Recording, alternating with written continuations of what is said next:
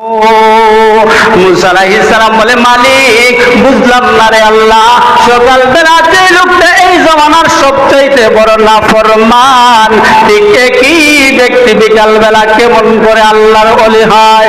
মুসা আলাইহিস সালামকে আল্লাহ বলেন, মুসা তুমি কি জানতে চাও? বলে, হ্যাঁ আল্লাহ আমি জানতে চাই। তাইলে শোনো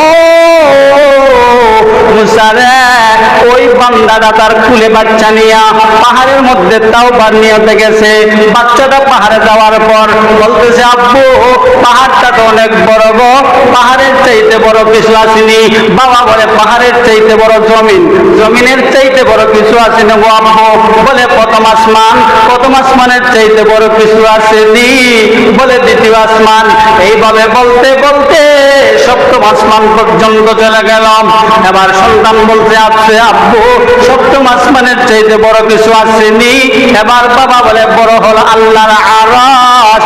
এবার সন্তান বলতেছে, আব্বু আল্লাহর আরশের চাইতে বড় কিছু আসেনি।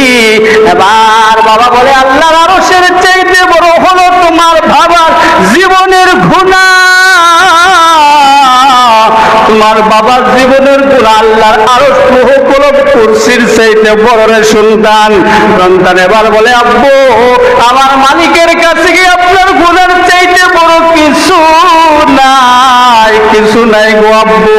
এবার বাবা বলে, রে সন্তান আমার গুনার চাইতে বড় আমার মালিকের রহমতের চাদর।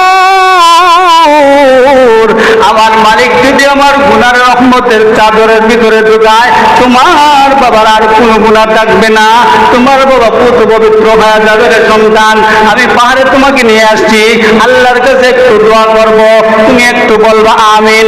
এবার বাবা আল্লাহর কাছে দোয়া করে, মালিক আমার চাইতে বড় গুনাহগার আসমানে নিচে আর জমিনের উপরে কেউ নাই, আর কেউ নাই রে আল্লাহ।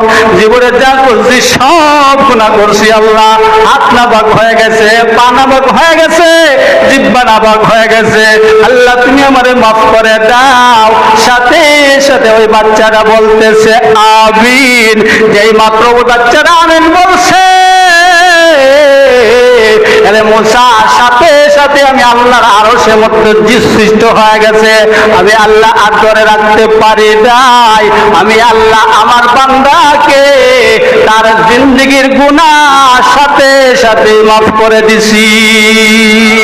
শুধু গুনাহ মাফ করছি রে মুসা তা নয়, সন্ধ্যার আগে আগে আমার বান্দাকে আমি আল্লাহ যুগ শ্রেষ্ঠ ওলি বানায়া দিছি। এই জন্য সংবায়ের আমার আল্লাহ আপনাকে আমাকে সবাইকে বেশি বেশি করে তওবা করার তৌফিক দান করুন। আজকে যেহেতু আমরা দিলওয়ার রুহের মাগফিরাত উপলক্ষে আজকের আয়োজন, ওনার জন্য আপনারা মন খুলে দোয়া করবেন।